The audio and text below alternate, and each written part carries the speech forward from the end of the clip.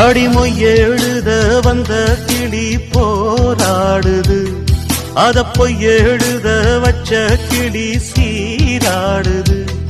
இதில் யார சொல்லி குத்தம் என்ன, எல்லாம் நேரம்தான். அடி உன்னோடு சேராவிட்டால் என்றும் வாரந்தான். தித்திக்கும் செங்கரும்பே இத்தனை நாள் எங்கிருந்து, மொட்டு விட்ட தேனரும்பே போதும் அடி உன் குறும்பே. விட்ட கூரையோ தொட்ட கூரையோ இந்த உறவு என்ன முறையோ.